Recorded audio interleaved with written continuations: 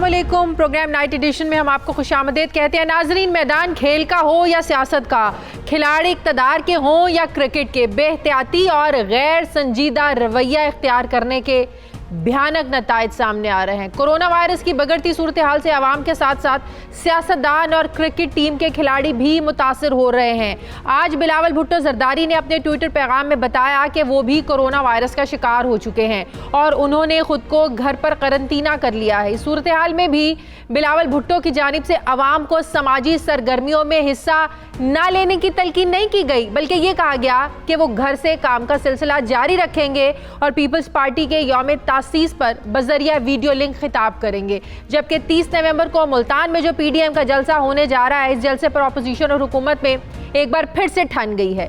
PDM 30 नवंबर को हर हाल में जलसा करना चाहती है, लेकिन हुकूमत इसकी इजाज़त देने को तैयार नहीं है। इसी जलसे के सिलसिले में कोरोना SOPs की खिलाफ वर्जी करने पर गिरफ्तार पीपल्स पार्टी के रहनुमा अली मूसा गिलानी, जिन्हें कल गिरफ्तार किया गया, उन्हें जमानत पर रिहा तो कर दिया गया है, लेकिन डिप्टी कमिश्नर मुल्तान ने पीपल्स पार्टी के जलसा करने की दरख्वास्त को मुस्तरद कर दिया है।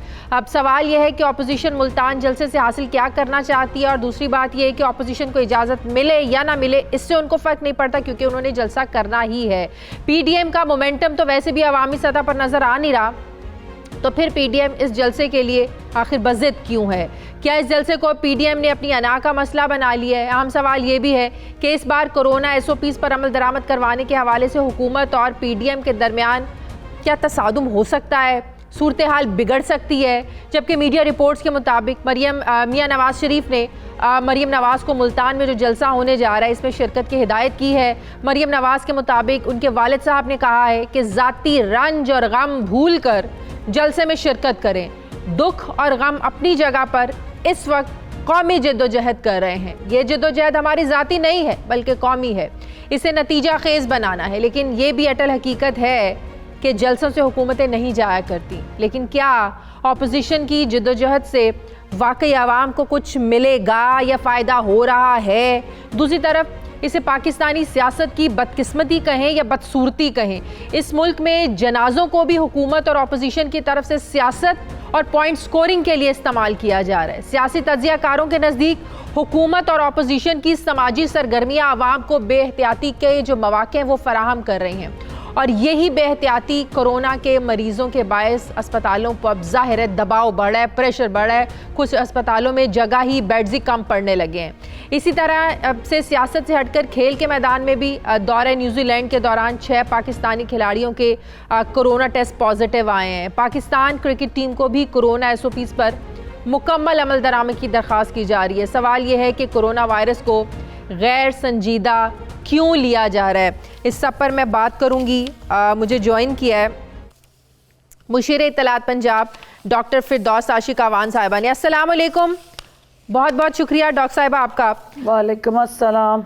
डॉक्टर साहब, अपोजिशन से जब सवाल करते हैं कि ऐसी गंभीर सूरत हाल में, ख़तरनाक सूरत हाल में, जब कोरोना की जो दूसरी लहर है बहुत ज़्यादा ख़तरनाक है, आप ख़ुद डॉक्टर हैं, बड़े अच्छे तरीके से आप समझ भी सकती हैं, समझा भी सकती हैं, लेकिन जब अपोजिशन से सवाल करते हैं ना, वो कहते हैं कि क्या किसी में जुर्रत हुई, क्या हुकूमत में जुर्रत हुई कि अपनी ही मुशीर इत्तलात पंजाब से पूछ लेते कि आप गुजरांवाला में जो रैली निकाल रही हैं इतने लोगों को इकट्ठा करके, क्या वो सारे SOPs आप पर इम्प्लीमेंट नहीं होते? ऐसा क्या ज़रूरी था आपको भी रैली निकालना पड़ गया? तो अपोजिशन तो ज़ाहिर है तनकीद बराए तनकीद का जवाब दे रही है। हुकूमत को तनकीद करें वो अपोजिशन का सहारा लेते हैं, अपोजिशन को तनकीद करें वो हुकूमत के इक़दामात का सहारा लेते हैं। तो इस तरह तो सूरत हाल नहीं संभलेगी डॉक्टर साहिबा। बिस्मिल्लाहिर्रहमानिर्रहीम। शाज़िया, बहुत अच्छा किया कि आपने ये सवाल उठाया और ये अहम सवाल है।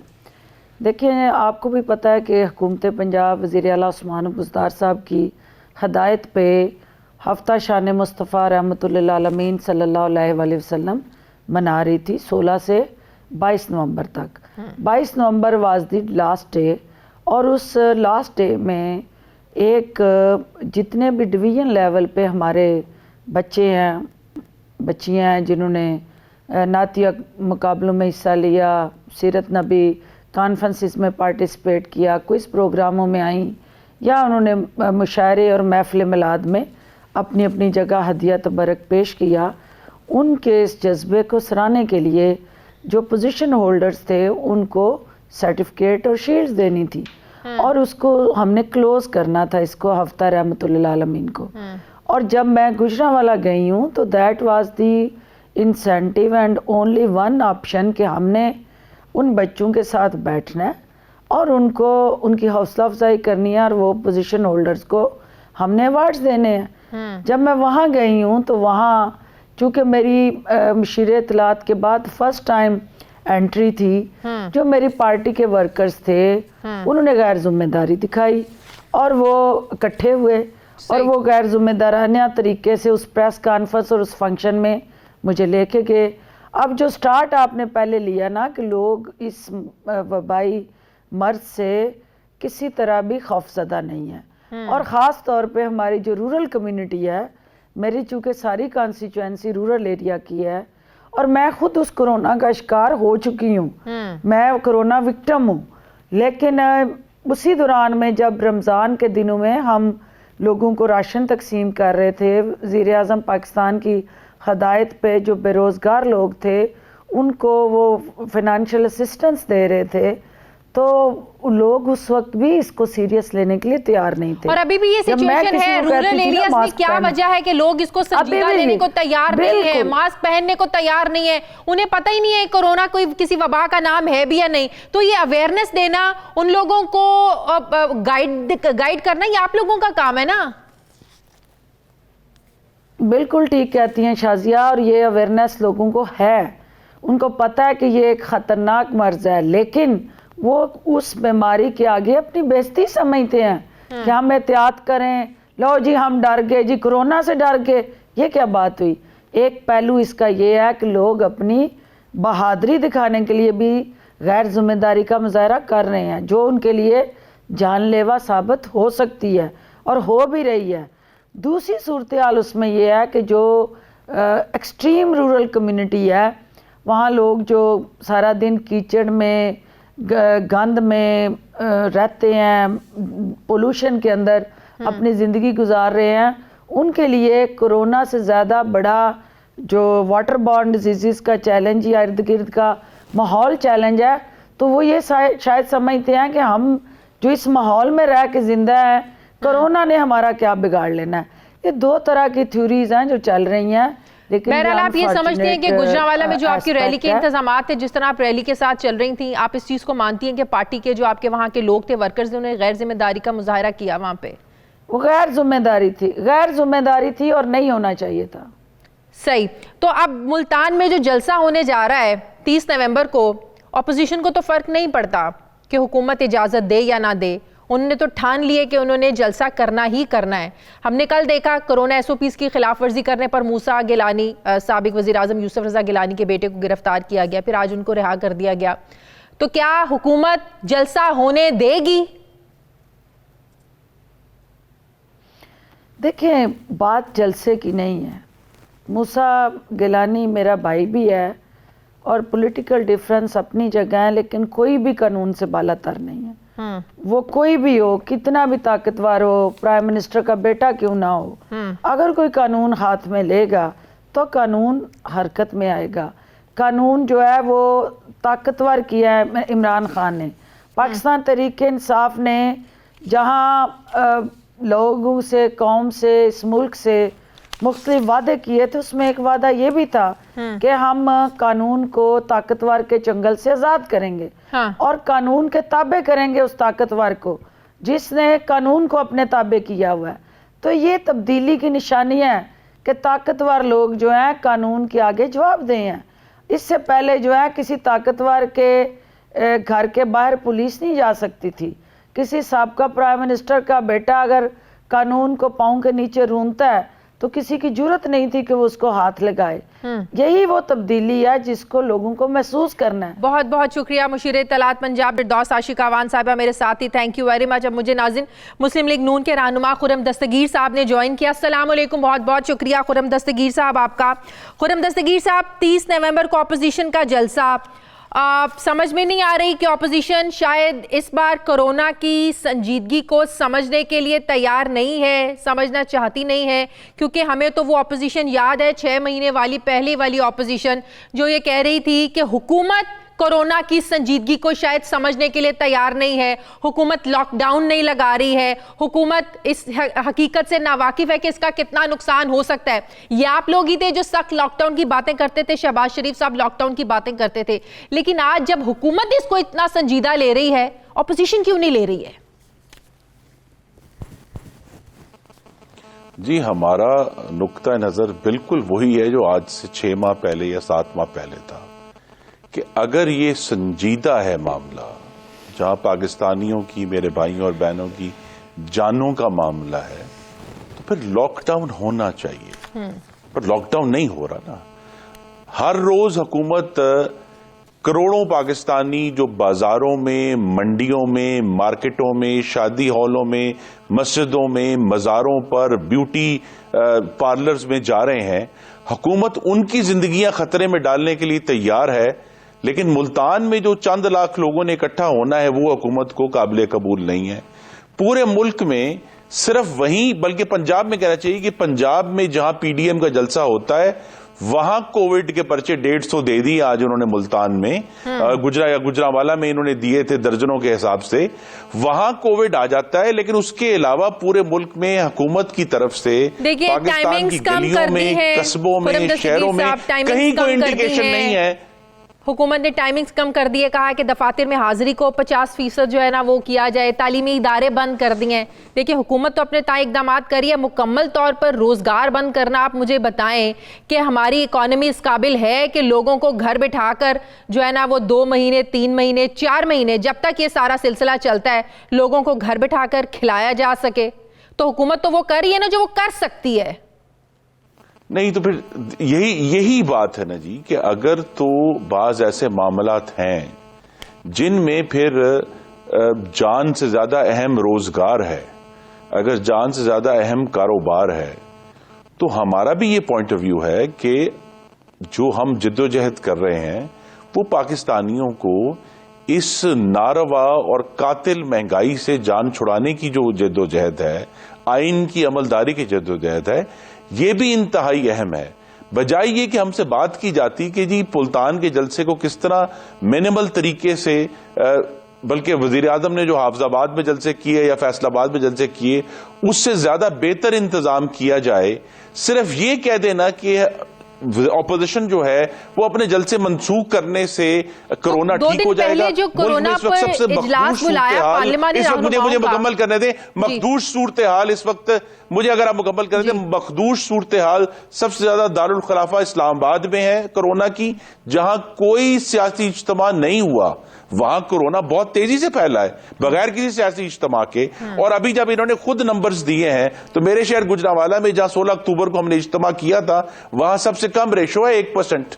तो ये कह देना कि जी एक जलसे से ये सुपर स्प्रेडर इवेंट है, सुपर स्प्रेडर इवेंट से हुकूमत की नालायकी, नाअहली और जो गलत सोच है उसकी वजह से रोजाना पाकिस्तानियों की गलियों में, बाजारों में, मार्केटों में, शादी हॉलों में हो रहे हैं सुपर स्प्रेडर। तो ये सारी रिजर्वेशंस जो आप लोगों के तहफुजात हैं, जो कंसर्न्स हैं, जो एतराजात हैं, ये 2 दिन पहले कोरोना पर जो पार्लियामानी रहनुमाओं का इजलास हुआ, ये आप लोगों को जाना चाहिए था। उसमें सियासत को रखते एक साइड पर और जो अपने कंसर्न्स थे आपको अब नहीं लगता कि उसमें शामिल होकर सब कुछ बात करनी चाहिए थी? आप लोगों को ऑपोजिशन को शामिल होना चाहिए था उसमें। जी, हम स्पीकर कौमी असेंबली हम उन्हें समझते हैं कि वो जानिबदार हैं, उन्होंने ऑपोजिशन के हकूक कुचले हैं। हमारी तरफ से अभी भी एक दावत है कि अगर कायमा कमेटी की इजलास बुलाया जाए, जो सेहत की कायमा कमेटी है, हेल्थ सर्विस एंड रेगुलेशंस की, तो उसमें आज भी हम जितनी भी तमाम कायमा कमेटियां हो रही हैं ऑपोजिशन उनमें शिरकत कर रही है, लेकिन स्पीकर की सरबराही में किसी इजलास पर हमारा एतमाद नहीं है। तो पार्लियामेंट के किसी सेशन में भी ऑपोजिशन शरीक नहीं होगी? ब्रीफिंग होनी चाहिए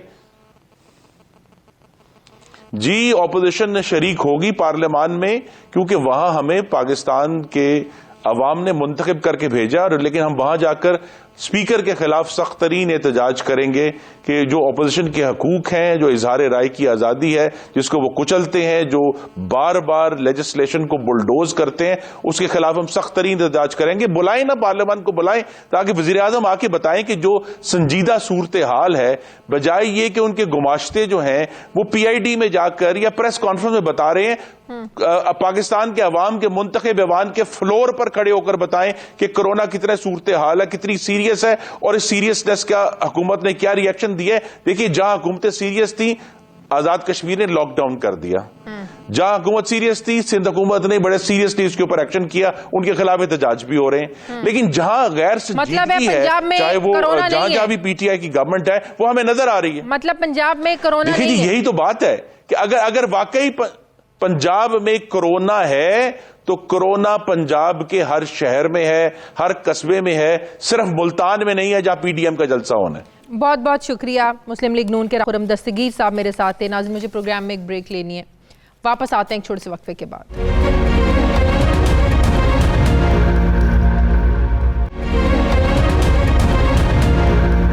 ब्रेक के बाद एक बार फिर से आपको खुशामदीद कहते हैं। सीनियर सहाफ़ी तज्ज़ियाकार इरशाद भट्टी साहब ने ज्वाइन किया। अस्सलाम वालेकुम, बहुत बहुत शुक्रिया भट्टी साहब आपका। भट्टी साहब, जिस तरीके से कोरोना की दूसरी लहर जो है ना वो शदीद है, ख़तरनाक है, हुकूमत और अपोजिशन दोनों को इस पर सियासत नहीं करनी चाहिए, दोनों को संजीदा इसको लेना चाहिए। लेकिन बदकिस्मती से हुकूमत का जब अपना GB का गोल पूरा हुआ, हुकूमत ने कहा हमने जलसे करने बंद कर दिए। अब आप देखें, बिलावल कोरोना का शिकार, वज़ीर आला सिंध कोरोना का शिकार। मरियम नवाज़ कहती हैं कि अगर इतने आप संजीदा हैं तो मेडिकल स्टूडेंट्स के जो आप टेस्ट ले रहे हैं, इम्तिहान लेने जा रहे हैं, उसको भी आप कैंसिल करें। तनकीद बराए तनकीद हो रही है दोनों तरफ से, दोनों एक दूसरे का सहारा लेने की कोशिश कर रहे हैं। उसने किया, हमने कर लिया, तो क्या हुआ? आपको लगता है कि दोनों तरफ से दोहरे मेयार अपनाए जा रहे हैं? हुकूमत भी गैर संजीदगी का बहुत जगहों पर हुकूमत ने भी मुजाहरा किया है। बेहिस लोग हैं, जालिम लोग हैं, बेरहम लोग हैं और मुनाफकत कर रहे हैं और झूठ बोल रहे हैं। हाँ। ये सारे लोग हुकूमत का देखें, GB के इलेक्शन देखें, उसके बाद अली अमीन गंडापुर साहब का वो जो एक ज़िमनी इंतखाब था उस पर जलसा देखें, वज़ीर आज़म साहब की प्रेस कॉन्फ्रेंस देखें, तकरीबात देखें, फैसलाबाद में अंडर पास के इफ्तिताह देखें और बाकी उनके लक्षण देखें, आपको ठंड पड़ जाएगी। और दूसरी तरफ अपोजिशन देखें, आप देखें chief justice Peshawar high court सेठ वकार से लेकर हमारे वो सहाफ़ी दोस्त अरशद वहीद चौधरी तक डेथ कितनी डेथ हो गई हैं, और मुराद अली शाह, कमर ज़मान कायरा, कैप्टन सफदर और किन किन को, बिलावल भुट्टो और उनके 5 और स्टाफ के लोग, उन सारों को कोरोना हो गया है और वो भी आपके सामने है। इस्लामाबाद की मैं आपको हालत आज की बता रहा हूँ। 4 अस्पतालों में मैंने फ़ोन किया है, चारों अस्पतालों में, बड़े 4 अस्पताल जिनमें 3 प्राइवेट अस्पताल हैं, जो पैसे लेके रखते हैं, उन्होंने कहा भाई सॉरी हमारे पास जगह नहीं है। अच्छा। फुल हो चुके हैं। और इसके अलावा 22 से 32 साल के दरमियान लोगों की डेथ हो रही हैं। 6 तो ऐसी डेथ हुई हैं जिनको मैं जानता था, यानी दोस्तों के दोस्त और आगे फैमिलियों की फैमिली जानने वाले थे। 22 से 32 साल। ये डॉक्टर कह रहे हैं ये यूरोपियन वायरस आया इस बार। डॉक्टर कह रहे हैं सर्दी ने इसको तड़का लगाया। डॉक्टर कह रहे हैं इन्फ्लुएंजा इसमें शामिल हो गया है। डॉक्टर कह रहे हैं कि इस मर्तबा ये बड़ा सख्त है। हाँ। और बेएहतियाती की इंतहा है। एक तरफ आप मुनाफकत देखें, एक तरफ स्कूल बंद हो गए हैं, तालीमी इदारे बंद हो गए हैं, शादी SOPs आ गई हैं, शॉपिंग मॉल SOPs आ गए हैं, इस्लामाबाद में दफ़ा 144 लगी हुई है, मास्क ना पहनने पे जुर्माने हो रहे हैं। दूसरी तरफ ये बेरहम, फिर मैं कह रहा हूँ, मेरे इससे बड़ा लफ्ज़ मुझे मिल नहीं रहा और मैं बिलो द बेल्ट जाना नहीं चाहता, वरना मैं कोई बड़ा लफ्ज़, कोई बुरा सा लफ्ज़ इस्तेमाल करता इस इन बेहिस लोगों के लिए। अब बिलावल साहब, अल्लाह उनको सेहत दे, मेरी दुआ है। अब वो कह रहे मैं वीडियो लिंकी इनकलाब बर्पा करूंगा। अब जो इनकलाब का जहाँ सिलसिला इनकलाब फ्रांस आ रहा था, वीडियो लिंकी करेंगे। हाँ, वो ज़रूर। अच्छा, लोगों को भी, बात बढ़ाने से पहले लोगों को भी 7 फर्शी सलाम, जो जिनके घरों में कोरोना नाच रहा है, भूख नंग नाच रही है और वो इन जलसों में जाके नाच रहे हैं। और वो और जीबी में तो इस तरह भी हुआ, आपको शायद इल्म नहीं, बिलावल का जलसा एक बंदों ने अटेंड किया। उन्होंने कहा अगला कौन सा है, उन्होंने कहा फलां 10 किलोमीटर दूर मरियम का नवाज का जलसा है, वो वहाँ पहुँच गए। उसके बाद उन्होंने कहा कि वो मुराद सईद साहब या अली अमीन गंडापुर साहब आए हैं, वहाँ चले जाएँ, वहाँ चले। इस तरह ये लोग गए हैं। तो डॉक्टर कह रहे हैं हर जलसे में जाने वालों को 5 से हर 6 में से 5 को कोरोना होता है। हाँ। ये क्या फरमा रहे हैं, जलसों में कोरोना नहीं होता, खुली जगहों पे कोरोना नहीं होता, आप कोरोना के पीछे छुप रहे हो। खुदा का खौफ करो बेरहम लोगों, जमहूरियत जमहूर से होती है। आपको ये है अवाम का दर्द, ये है हाल। पहली कोरोना की लहर आई थी शाजिया, आपको भी पता है, मुझे भी पता है, मंदिर बंद हो गए, चर्च बंद हो गए, पोप ने इबादत मुलतवी कर दी, खाना काबा बंद हो गया, मस्जिद नबवी बंद हो गई, तवाफ रुक गया। क्यों? जुमे की नमाजें रुक गई। क्यों? क्या उनको उनके सरबराहों को हो रहा था? नहीं, लोगों को बचाने के लिए। बिल्कुल। लोगों को ये इनके जलसे नहीं खत्म हो रहे, इनके वो हालांकि पेशावर जलसे के बाद इनको ठंड पड़ जानी चाहिए थी। इतने लोग, इतने पार्टियां, 11 पार्टियां और 10-12 हज़ार लोग, लेकिन उसके बावजूद ठंड नहीं पड़ रही। इनको पता नहीं क्या हो रहा है। ये मुनाफिकत है, ये झूठे लोग क्या हैं। लगता है भट्टी साहब, ऑपोजिशन क्या हासिल करना चाहती है जलसों से? हुकूमत को घर भेजना चाहती है, हुकूमत ने जाना नहीं, प्रेशर बढ़ाना चाहती है। आपको क्या लग रहा है, इतने जो पीछे जलसे हुए हैं, हुकूमत पर कोई प्रेशर पड़ा है, हुकूमत को कोई फर्क पड़ा है? हासिल क्या करना चाहती है ऑपोजिशन इन जलसों से? जी, ये आल बचाओ, माल बचाओ, खाल बचाओ मुहिम है। ये सर्वाइवल का मसला है। ये इनके जो इन्होंने इकट्ठा किया हुआ है पैसा, उसका मसला है। किसी को ढिड में दर्द है कि ढिड पीड़ है कि वो असम्बलियों से बाहर है, किसी को ढिड पीड़ है कि अब आप हाउस ऑफ शरीफ का तो दर्द सारे समझ सकते हैं ना। अब अभी मैं एक सुन रहा था कि मरियम नवाज साहबा जाएंगी मुल्तान के जलसे में। अल्लाह उनकी दादी की मगफरत करे, दर्जात बुलंद करे, अल्लाह ताला उनको इन मुश्किल लम्हों में से निकाले।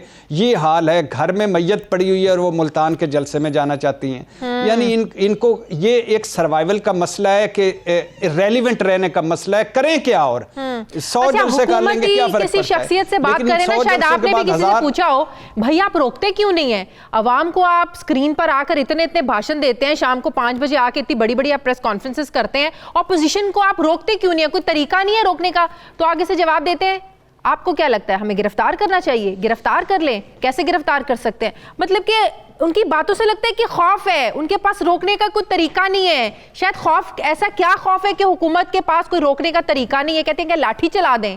क्यों इतनी हुकूमत खौफजदा है? क्या लाठी चलाने के अलावा कोई रास्ता नहीं है? दो वजह हैं। एक वजह तो ये है कि ये खुद चूंकि यही कर रहे हैं जिसको रोक रहे हैं, यानी जो कुछ वो खुद कर चुके हैं वही एक उक्ति अखलाकी पोजीशन, मॉरल हाई ग्राउंड नहीं है, नंबर 1।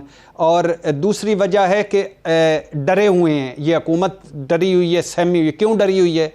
अब ये सलाह मशवरे हो रहे हैं कि अगर इनमें से किसी को अरेस्ट किया, किसी में से FIR करवाई, तो इनके फुसफुसे अपोजिशन के गुब्बारे में हवा भरी जाएगी और ये इनका जमहूरियत खतरे में पड़ जाएगा, आइन खतरे में पड़ जाएगा, सिविलियन बालादस्ती खतरे में पड़ जाएगी, आज़ादी इज़हार राय खतरे में पड़ जाएगा।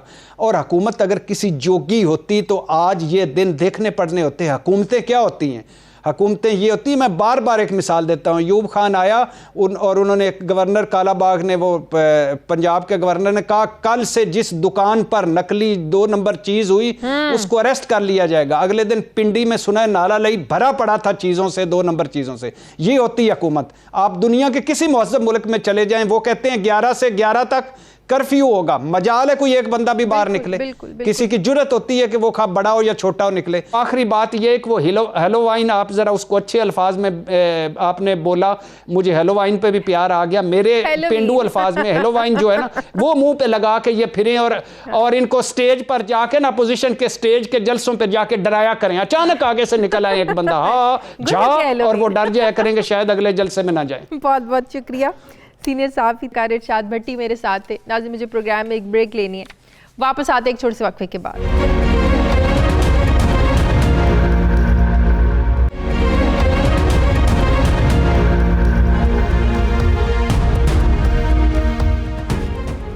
ब्रेक के बाद एक बार फिर से आपको खुशामदीद कहते हैं। नाज़रीन, नैब की जानिब से मुल्ज़मान को कई माह ज़ेर हिरासत रखने पर सुप्रीम कोर्ट ने सवालात खड़े कर दिए हैं। आज सुप्रीम कोर्ट ने एक करप्शन केस की समाअत के दौरान ये रिमार्क्स दिए कि नैब मुकदमात में जमानतों की मुखालिफत सिर्फ उसूल की बुनियाद पर ही करे। दौरान समाअत जस्टिस उमर अताब बंदियाल ने कहा कि गुज़श्ता रोज़ जस्टिस मुशीर आलम की अदालत में एक मुल्जिम की जमानत दी गई। कितने अरसे के बाद इस जेंटलमैन को जमानत मिली, जिस पर नैब वकील ने कहा कि मुल्जिम आहद चीमा को 2 साल 9 महीने के बाद कल सुप्रीम कोर्ट से जमानत मिली। वकील की बात पर जस्टिस उमर अताब बंदियाल ने पूछा कि नैब को आहद चीमा को 3 साल जेल में रखने से क्या मिला। यही वो सवाल है जो आज हर बड़े मुकदमे में नैब से पूछा जा रहा है कि आखिर मुकम्मल तहकीक और तफ्तीश के बगैर क्यों लोगों को गिरफ्तार किया जाता है, क्यों तवील अरसे तक जेल काटने के बाद लोग जमानत पर रिहा हो जाते हैं, क्यों नैब की प्रोसिक्यूशन टीम करप्शन को साबित करने में नाकाम नजर आती है। हाई प्रोफाइल केसेस में नैब अक्सर इल्जामात को साबित करने में नाकाम ही नजर आता है, चाहे वो ख्वाजा बरादरान की गिरफ्तारी हो, शाहिद खाकान अब्बासी की गिरफ्तारी हो, एहसन इकबाल की गिरफ्तारी हो, अलीम खान की गिरफ्तारी हो, फवाद हसन फवाद की गिरफ्तारी हो, या फिर शहबाज शरीफ की गिरफ्तारी हो। इन तमाम केसेस में इन अफराद को तवील अरसे तक जेल में रखने के बावजूद जमानत तो मिल गई, मगर नैब जुर्म साबित करने में नाकाम नजर आया, जिसके बाद सियासी जमातें नैब की इन गिरफ्तारियों को सियासी इंतकाम से तशबीह देती हैं। सियासी रहनुमाओं की जमानत से रिहाई पर यह तासुर पैदा हो रहा है कि शायद ये रहनुमा बेगुनाह हैं और करप्शन के इल्जामात बेबुनियाद हैं। दूसरी जानिब चेयरमैन नैब इस तासुर की नफी करते हुए दिखाई देते हैं। चेयरमैन नैब के मुताबिक बदउनवानी के मुकदमात में जमानतें कानूनी इख्तिताम नहीं होती। गुज़श्ता 2 साल के दौरान नैब ने 1220 इंक्वायरियां मुकम्मल की, 270 रेफरेंसेस का फैसला हुआ, 363 अरब रुपए कौमी खजाने में जमा करवाए। इस सारी सूरत हाल पर मैं बात करूंगी। माहिर कानून साबिक प्रोसिक्यूटर नैब राजा आमिर अब्बास साहब ने मुझे ज्वाइन किया। अस्सलाम वालेकुम, बहुत बहुत शुक्रिया आमिर अब्बास साहब आपका। आमिर अब्बास साहब, जिस तरह मैंने कहा चीमा को 2 साल 9 महीने गिरफ्तार ज़ेर हिरासत रखा गया, शहबाज शरीफ को ज़ेर हिरासत रखा गया, फिर उसके बाद आज देखें नवाज शरीफ को एवन फील्ड में, जो आज तक वो मनी ट्रेल नहीं दे सके उन अपार्टमेंट्स के, और उन्हीं अपार्टमेंट्स में आज वो रह रहे हैं। तो बात ये है, साल हर साल गिरफ्तार रहने के बावजूद आखिर अगर इनकी जमानतें हो जाती हैं तो क्या इससे नैब की नाकामी जो है वो सामने नहीं आती है? जब आज ये रिमार्क्स दिए जा रहे थे, आप भी उस वक्त अदालत में मौजूद थे, जरा इसका कॉन्टेक्स्ट बताइएगा, माहौल क्या था उस वक्त? देखिए शाजिया, मैं ना सिर्फ अदालत में मौजूद था बल्कि ये जो केस हो रहा था उसमें मुल्ज़मान की पैरवी भी मैं खुद ही कर रहा था, और मैं ही उस केस में इस बेंच के सामने था, और मेरी ही गुजारिशात थी कि जनाब ये बेल पे रखने का या आपको जेल में रखने का क्या सबब है, कि क्या वजह है कि 1.5 साल अगर आप जेल में रखते हैं और उसके बाद केस की सुनवाई अभी तक स्टार्ट भी नहीं होती, और 1.5 साल के बाद जो असल चीज होती है कि जब अदालत नैब के प्रोसिक्यूटर से पूछती है कि जनाब आपने अरेस्ट भी कर लिया, आपने इनको सालों जेल में भी रख लिया, आप ये बताइए कि ये जो आप रेफरेंस लेके आए हैं इसके साथ इनको कनेक्ट कैसे करेंगे? जब उस कनेक्ट करने की बात आती है, जब उस ऑफेंस की बात आती है कि जनाब आपने एक जर्नलाइज्ड किस्म की एलिगेशन तो लगा दी, लेकिन हमें बताइए कि ये किस अंदाज में इस मुल्जिम ने ये तमाम चीजें की हैं, तो वहां पे नैब की प्रोसिक्यूशन को काफी डिफिकल्टीज पेश आती हैं। और ऐसी सूरत हाल में एक बात मैं बताता जाऊं, जो प्रोसिक्यूटर्स होते हैं उनका काम ये नहीं होता कि उन्होंने हर चीज की मुखालफत करनी है, हर जमानत की मुखालफत करनी है। उन्होंने ये करना है कि वो अदालत को असिस्ट करने के लिए होते हैं, अदालत जो के सामने वो तमाम फैक्ट्स रखने के लिए अदालत में मौजूद होते हैं। तो इसी बिना पे आज सुप्रीम कोर्ट के मुअज़्ज़ज़ बेंच ने उनसे कहा कि आपने हर बेल की मुखालफत सिर्फ बराए मुखालफत नहीं करनी, अगर आप मुखालफत करते हैं तो हमें अपने रेफरेंस या अपनी इन्वेस्टिगेशन रिपोर्ट से बताइए कि ये मुल्जिम के खिलाफ ये शवाहिद इतने ठोस हैं कि इसके खिलाफ जमानत का केस नहीं बनता।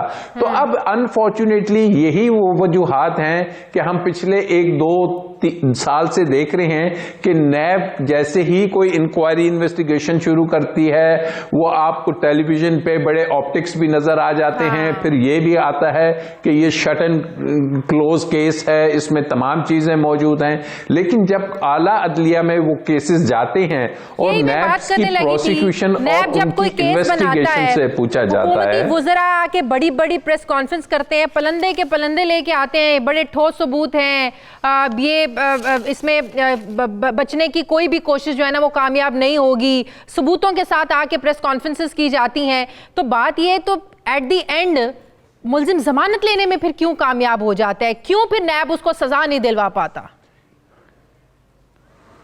देखिए शाजिया, एक बात ज़हन में रखिए कि अगर जमानत होती है किसी मुल्जिम की तो इसका कतन ये तसव्वुर नहीं किया जा सकता कि वो रेफरेंस में बरी हो जाएगा या वो इसमें उसने जुर्म ही नहीं किया।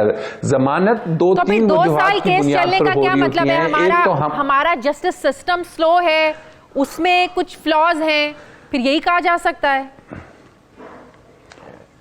बिल्कुल, जस्टिस सिस्टम, प्रोसिक्यूशन का सिस्टम, गवाहों का आना, यही वजह थी कि सुप्रीम कोर्ट ने कहा कि आप नैब की अदालतों का बढ़ाइए और 120 अदालतें लेके आए, क्योंकि जब केसेस ज्यादा है और चंद गिनी चुनी अदालतें हैं तो उसमें इतनी जल्दी केसेस के नंबर नहीं आते, ट्रायल जाता नहीं। और नंबर 2, बेल का मकसद होता है कि अगर आपने किसी को जेल में रखना है तो आप उनको रखिए जब आपको खतरा है कि वो कहीं मुल्क से फरार हो जाएंगे, वो आपकी जो एविडेंस है उसको डिस्ट्रॉय करेंगे या कोई इस किस्म का। अदरवाइज अगर किसी शख्स को आप 10 साल 8 साल जेल में रखते हैं, फिर मुकदमे का फैसला आता है कि वो बरी हो जाता है, तो फिर जो हमारे आइन में एक शख्स की, एक सिटीजन ऑफ पाकिस्तान की एक लिबर्टी को फंडामेंटल राइट करार दिया गया है, तो उसकी वो जो लिबर्टी है, लिबर्टी टू लिव, और उसके बाद जो उसकी राइट टू लिबर्टी है, वो यहां पे डिस्टर्ब होता हुआ नजर आता है कि बिला वजह कई साल इसका जवाबदेह होगा। साल हर साल रखने की वजह से और कुछ साबित ना करने की वजह से, इन अदर वर्ड्स ये कहा जाए कि नैब जो है मुल्ज़िमान को मजलूम खुद ही साबित करने का मौका जो है ना वो फराहम कर रहा है, तो मेरे ख्याल में ये गलत नहीं होगा। देखिए, बिल्कुल, अक्सर मुल्ज़िमान के खिलाफ अगर एविडेंस भी है तो आपने अपने इंट्रो में बात की कि उन्हीं फ्लैट्स में आज मियां नवाज शरीफ साहब रह रहे हैं, जिनको अदालत ने जब्त भी किया, जिनकी बाबत सजा भी दी। लेकिन इसी नैब ने जब अदालत ने उनसे पूछा इस्लामाबाद हाई कोर्ट से कि बताइए इन फ्लैट्स की लागत क्या है, तो वहां पे नैब की टीम कहती है जी लागत तो आप गूगल करके देखिए, आपको वहां से मालूम होगी। तो ये वो वजूहात हैं जिसकी वजह से जो ये बड़े मेगा करप्शन केसेस हैं, इसमें लोगों को एक क्लीन चिट एक तरह की मिलती जा रही है। ये नैब की प्रोसिक्यूशन और जो नैब की इन्वेस्टिगेशन है और जो परफॉर्मेंस है, तो अब वक्त है, हाई टाइम है कि हमें ये नैब के कवानीन में और अदालतों में जो सुप्रीम कोर्ट ने कहा है कि इसको बढ़ाइए, इनकी तादाद को बढ़ाएं और अच्छे प्रोसिक्यूटर्स लाएं। तो बिल्कुल एक बात तो तय है कि करप्शन इस मुल्क का नासूर है, और करप्शन को अगर आपने एलिमिनेट करना है, खत्म करना है, तो व्हाइट कॉलर एक्सपर्टीज भी चाहिए क्राइम के, और आपको ऐसी प्रोसिक्यूशन भी चाहिए जो कवानीन को समझती है। तो ये हुकूमत वक्त का फर्ज है कि जो ये नारा लेके आए थे। बहुत बहुत शुक्रिया। कानून राजा आमिर अब्बास मेरे साथ थे। मुझे प्रोग्राम में नाज़रीन एक ब्रेक लेनी है, वापस आते हैं छोटे से वक्फे के बाद।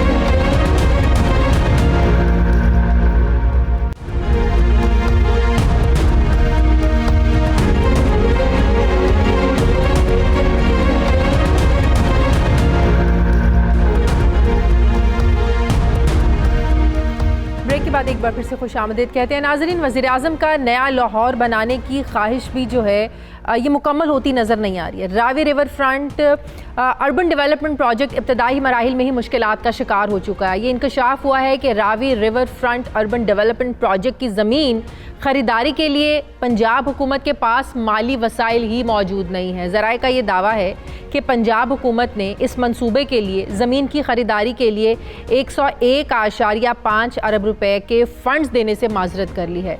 महकमा ख़जाना पंजाब ने यह मौक़िफ़ अपनाया है कि मंसूबे मंसूबे का कोई काबिल अमल बिजनेस प्लान और फाइनेंशियल मॉडल ही मौजूद नहीं है, जबकि कोरोना वायरस की वजह से सूबाई और वफाकी सतह पर रेवेन्यू गैर मुस्तहकम रहने का भी इम्कान है। फंड्स जारी ना करने की तीसरी अहम वजह यह भी है कि सूबाई बजट में भी कोई तरीक़ाकार नहीं है जिसके ज़रिए पंजाब हुकूमत रावी अर्बन डेवलपमेंट अथॉरिटी को 101.5 अरब रुपए के फंड्स बतौर ब्रिज फाइनेंस देने का वादा जो है ये कर सके। रावी अर्बन डेवलपमेंट अथॉरिटी के ने मंसूबे के लिए पहले मरहले की ज़मीन की खरीदारी के लिए पंजाब हुकूमत को अक्टूबर में फ़ंड्स बतौर कर्ज फराहम करने की दरख्वास्त की थी।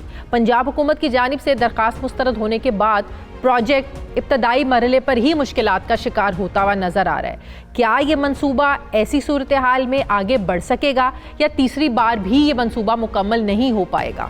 मैं बात करूंगी नुमाइंदा खुसूसी अनवर हुसैन सुमरा ने मुझे ज्वाइन किया। अस्सलाम वालेकुम, बहुत बहुत शुक्रिया अनवर हुसैन आपका।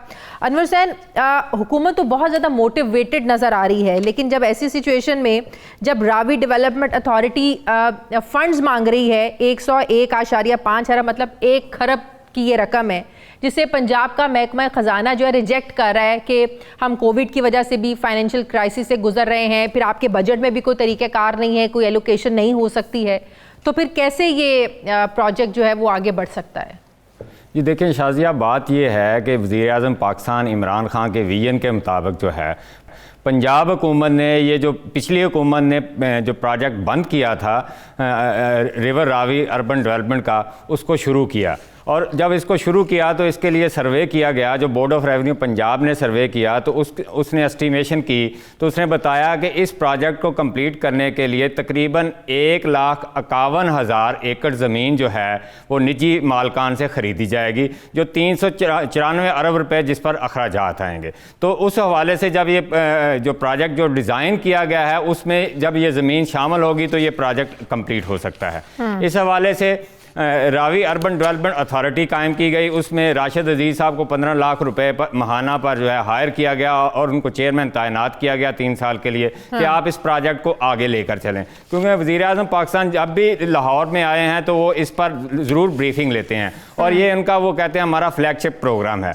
इस अर्बन अथॉरिटी जो है, रावी रिवर अर्बन अथॉरिटी जो है, इसने इब्तदाई तौर पर ज़मीन ख़रीदने के लिए पंजाब हुकूमत को एक ख़त लिखा जिसमें यह कहा गया कि 101 अरब 50 करोड़ रुपए जो हैं हमें दरकार हैं 15 दिसंबर तक। आप हमें ब्रिज फाइनेंस के तौर पर, कर्ज के तौर पर ये दे दें ताकि हम ज़मीन एक्वायर कर सकें। और जिस पर पंजाब हुकूमत जो है महकमा फाइनेंस ने ये ऑब्जर्वेशन दी, उन्होंने कहा एक तो ये जो प्रोजेक्ट है इसका ना तो कोई बिजनेस मॉडल है, ना कोई फाइनेंशियल प्लान है जो अप्रूव प्लान है जिसको देखा जा सके। दूसरा उसमें उन्होंने ये भी कहा, वज़ीर आज़म तो कल भी लाहौर में थे, एक सहाफ़ी ने उनसे सवाल भी किया, इसी हवाले से सवाल किया, उसके बावजूद बड़े वो मोटिवेटेड थे और बड़े फ़वाइद बता रहे थे और वो लग रहा था बड़े पुरजोश थे इस सारे प्रोजेक्ट को लेकर। ऐसे कैसे हो सकता है कि महकमा ख़जाना पंजाब ने फंड्स देने से इनकार कर दिया और वज़ीर आज़म उसके बावजूद इतने जो पुरजोश हों? ऐसा तो नहीं हो सकता कि सारी सूरत हाल से उनको लाइल्म रखा जा रहा हो?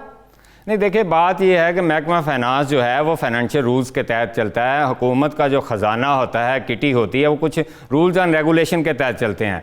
महकमा फाइनेंस ने अपनी ऑब्जर्वेशन में ये कहा है कि मावराए बजट जो है इतनी बड़ी अमाउंट नहीं दी जा सकती। दूसरा उन्होंने कहा कि इस प्रोजेक्ट का कोई बिजनेस प्लान नहीं है, कोई फाइनेंशियल मॉडल नहीं है, इसके अलावा इसकी रीपेमेंट की कोई स्ट्रेटजी आपने नहीं हमें बताई कि किस तरह होगा, ऑपरेशनल प्लान इसका क्या होगा, किस तरह ये रेवेन्यू जनरेट करेगा, लिहाजा इस पर इतने बड़े फंड्स नहीं दिए जा सकते।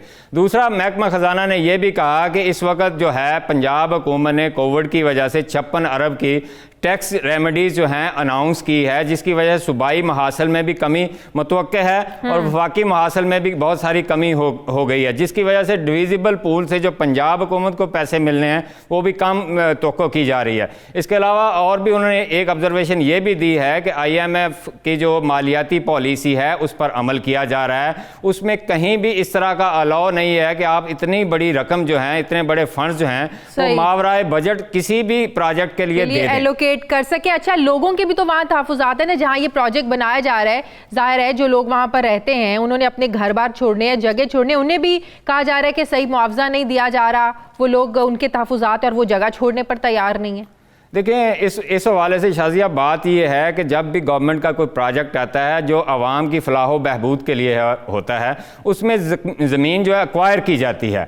लेकिन ये जो प्रोजेक्ट है ये आवाम की फलाह व बहबूद का नहीं है, ये एलीट क्लास का प्रोजेक्ट है। इसमें जो कंपल्सरी एक्वायर ज़मीन की जा रही है वो भी बेसिक प्रिंसिपल जो हैं उनके ख़िलाफ़ है। दूसरी बात यह है कि आवाम को इतने बड़े जो स्केल पर जो है बेरोज़गार किया जा रहा है, उनको उनके घरों से दूर किया जा रहा है, उनकी ज़मीनों से दूर किया जा रहा है। आपको याद होगा कि लाहौर की सराउंडिंग में जितनी भी ज़मीन है, ये मिल्क बास्केट भी थी, यहाँ से सब्जियाँ भी लाहौर में आती थी। अब कुछ ज़मीन तो जो हाउसिंग कॉलोनी बन गई हैं उन्होंने एक्वायर कर लिया, वहाँ पर कंक्रीट स्ट्रक्चर बन गया।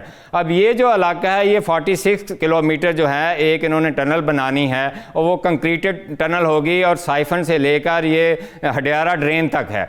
इस इलाके में कुछ लाइफ स्टॉक भी है, कोई वाइल्ड लाइफ का भी है और इन्वायरमेंट के इम्पैक्ट भी हैं। इस हवाले से भी अभी तक स्टडी नहीं हो सकी। दूसरी बात यह है कि इतना बड़ा प्रोजेक्ट है जिसके लिए इन्होंने 394 अरब की ज़मीन एक्वायर करनी है। पंजाब हुकूमत का मौजूदा माली साल में जो तरक्याती बजट है वो 333 अरब रुपए का है। आप अंदाज़ा लगा लें कि तरक्याती बजट के हुजम से बड़ा हुजम जो है वो एक प्रोजेक्ट की ज़मीन के लिए चाहिए होगा। बिल्कुल सही। इसका मतलब है कि 2004 में जब इस मंसूबे पर स्टडी हुआ, काम शुरू होना था, प्रोजेक्ट के बारे में बात हुई, उसके बाद 2014 में हुई शहबाज शरीफ साहब के दौर में। फ़र्क सिर्फ इतना है इस दौर में शुरू होने में तब संगे बुनियाद नहीं रखा गया था और अब संगे बुनियाद रखा गया। इससे बढ़कर तो नहीं लगता है कि अभी कोई काम हो सकेगा। जी बिल्कुल ऐसे ही है। वज़ीर-ए-आज़म पाकिस्तान को शायद कोई इस तरह की पिक्चर दिखाई गई कि हम ये दिनों में एक खड़ा कर देंगे प्रोजेक्ट और आपका जो है ये फ्लैगशिप प्रोजेक्ट जो है आवाम की जो है तवज्जो को का मरकूज़ बन जाएगा। तो इसकी एक इफ्तिताई तकरीब की गई और उसमें बहुत बड़ी अनाउंसमेंट की गई कि 50 अरब डॉलर की यहाँ सरमायाकारी होगी। अब देखिए इतना बड़ा प्रोजेक्ट आपने कंसीव किया, उसकी जो ज़मीन खरीदनी है उसके लिए पंजाब हुकूमत के पास पैसे नहीं है। तो आप किस तरह इतनी बड़ी इन्वेस्टमेंट जो है वो इंटरनेशनल लेवल से बैनुल-अक़वामी फर्मों को कैसे मोटिवेट कर सकेंगे कि आप यहाँ आकर इन्वेस्टमेंट करें? क्योंकि यहाँ पर बड़े जो है 12 के करीब पार्क्स बनने हैं जिनमें एजुकेशन पार्क है, स्पोर्ट्स सिटी है, इसके अलावा और बहुत सारे टूरिज्म पार्क है। वो किस तरह बन सकेंगे वो जब तक आप इसके लिए ज़मीन एक्वायर करने के लिए आपके पास पैसे नहीं है। बहुत बहुत शुक्रिया अनवर हुसैन सुमरा हमारे साथ थे। शुक्रिया आपका। नाज़रीन हमारे प्रोग्राम का वक्त खत्म हो गया। प्रोग्राम के लिए फीडबैक ज़रूर दीजिएगा, अपना ख्याल रखिएगा। मुझे इजाज़त दीजिए। अल्लाह हाफिज़।